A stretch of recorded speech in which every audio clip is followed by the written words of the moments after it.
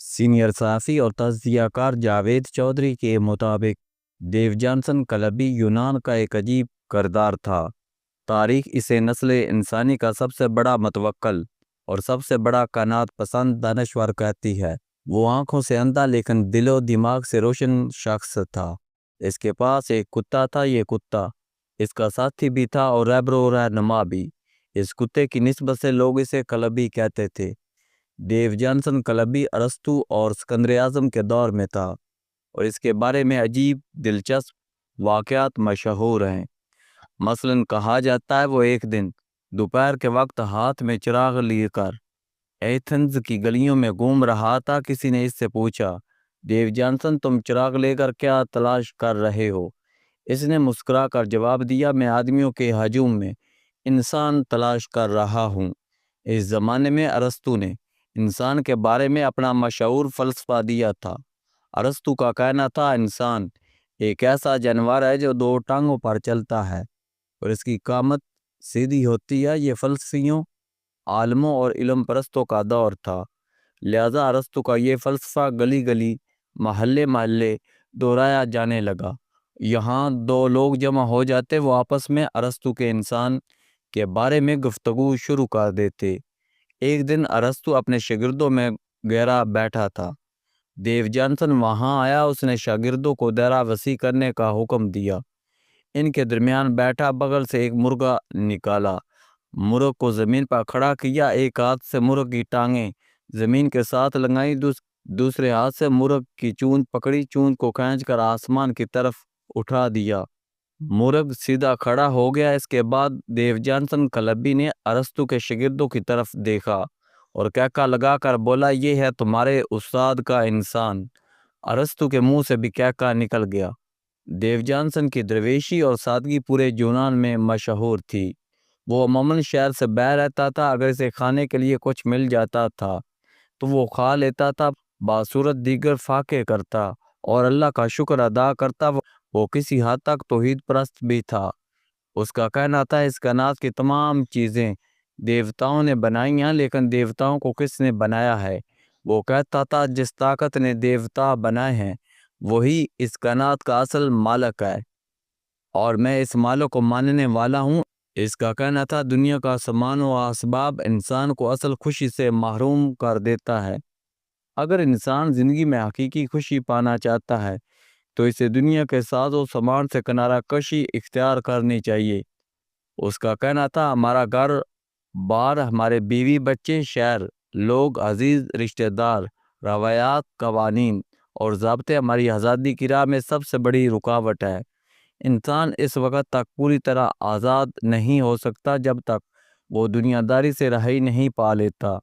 اس کا کہنا تھا انسان کی ضروریات انتہائی مختصر ہے، لیکن انسان ضروریات کے دائرے کو اتنا پھیلا دیتا ہے کہ پوری زندگی کے سفر کے باوجود دائرہ ختم نہیں ہوتا۔ اس کا کہنا تھا بہادر وہ شخص ہوتا ہے جو اپنے اندر کے خوف کو شکست دے دے۔ ڈیو جانسن کلبی شہر سے نکل کر جنگل میں آباد ہو گیا۔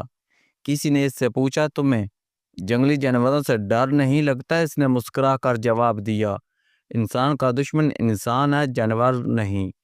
ایک اور جگہ لکھا ہے انسان کو جانوروں سے نہیں انسان سے خطرہ ہے۔ وہ کہا کرتا تھا انسان سے بچو، انسان کی درندگی ہزاروں درندوں پر بھاری ہے۔ بڑا مشہور واقعہ ہے، اسکندر اعظم اس کی تلاش میں شہر سے باہر نکلا۔ ڈیو جانسن کلبی ایک بیابان میں بیٹھا دھوپ تاپ رہا تھا۔ سکندر حاضر ہوا اور نہایت عاجزی و انکساری سے عرض کیا، یا استاد میں آپ کی خدمت کرنا چاہتا ہوں۔ ڈیو جانسن نے مسکرا کر جواب دیا، خواہشوں کا غلام بادشاہ ایک آزاد شخص کی کیا خدمت کر سکتا ہے؟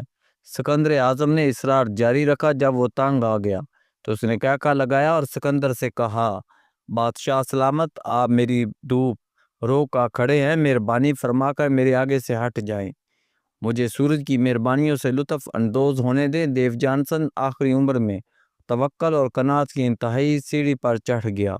اس کے پاس مٹی کا ایک پیالہ ہوتا تھا، وہ اس سے پانی پیتا تھا، وہ اس پیالے سے پلیٹ کا کام بھی لیتا تھا۔ ایک دن وہ پانی پینے کے لیے ندی پر آ گیا، وہاں اس نے ایک جانور دیکھا۔ جانور ٹہلتا ہوا جنگل سے نکلا، ندی کے کنارے پہنچا، پانی پر جھکا، پانی پیا اور ٹہلتا ہوا جنگل میں واپس چلا گیا۔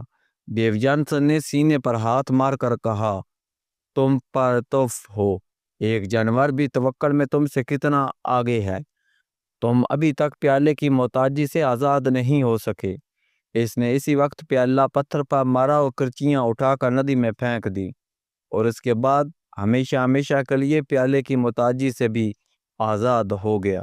ڈیو جانسن کلبی سارا دن جنگلوں اور ویرانوں میں مارا مارا پھرتا تھا اور شام کو واپس اپنے ٹھکانے پر آ جاتا تھا۔ یہ ٹھکانہ کچی مٹی کا ایک چھوٹا سا ٹب تھا۔